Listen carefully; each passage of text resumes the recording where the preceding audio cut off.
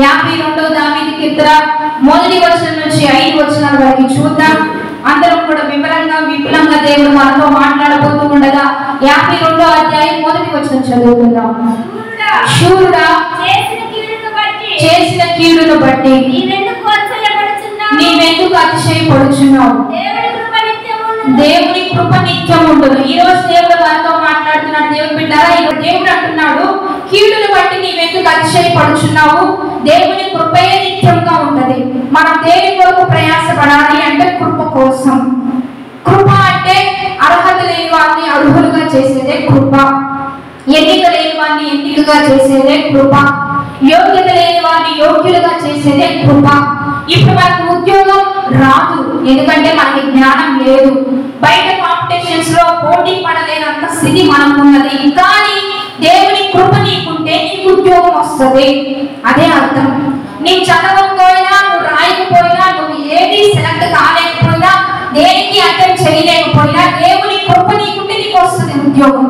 ఎందుకంటే కృప అర్హత లేని వారిని అర్హులుగా చేస్తుంది. అందుకని కొంతమంది అంటారు, నేనేం రాయిలా కానీ పాస్ అయ్యా అంటారు. అది నాకు ఉద్యోగం వచ్చిందని నేను అనుకోలే కానీ ఉద్యోగం వచ్చిందని చెప్తారు.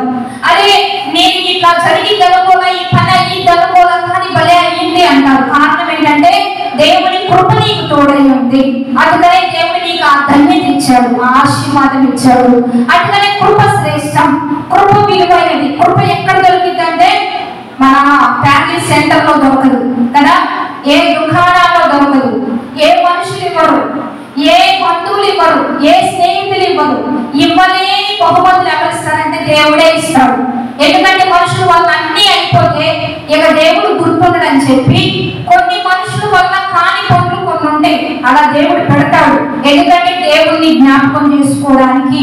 మనుషుల వల్ల కాని పనులు దేవుని వల్ల జరిగించడానికే దేవుడి సన్నిధికి రావాలి. ఇక్కడ ఏంటంటే కృప సమృద్ధిగా కుమ్మరించబడతా ఉంటది.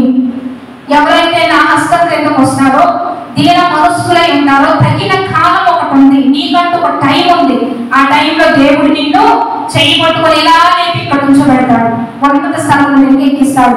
అందుకని ఎప్పుడు దేవుడు లేపాలని చూస్తున్నప్పుడు ఆయన చెయ్యి కింద ఉండడం మంచిది. అది దీవెన.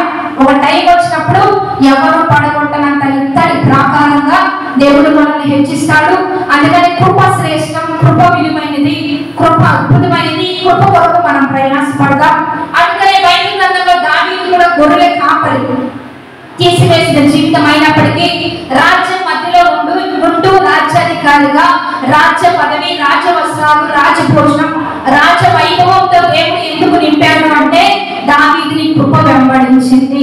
కృప కలిగిన వారు ఖచ్చితంగా దేవుడి చేత ఆశీర్వదించబడతారు. శూరుడా చేసిన కీడును బట్టి నీవెందుకు అతిశయపడుచున్నావు? కొంతమంది శూరులు ఉంటారంట, చేసిన కీడును బట్టి కూడా వారు అతిశయిస్తూ ఉంటారంట.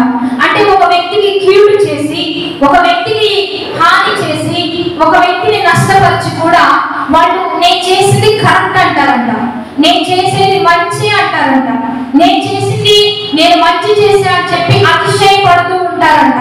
కానీ అతిశయపడవలసింది ఎందులో అంటే దేవుడు చూపిన కృపను బట్టే తప్పించి ఇక నువ్వు చేసే కీడును బట్టైనా, నువ్వు పడే అసూయను బట్టైనా, నువ్వు పడే వ్యసనముల బట్టైనా నీకు అతిశయం ఉండొద్దు. కొంతమందికి లేచి దగ్గర నుంచి అసూయ, తట్టుకోలే అసూయ, వాళ్ళని తిందా వీళ్ళని తిందా.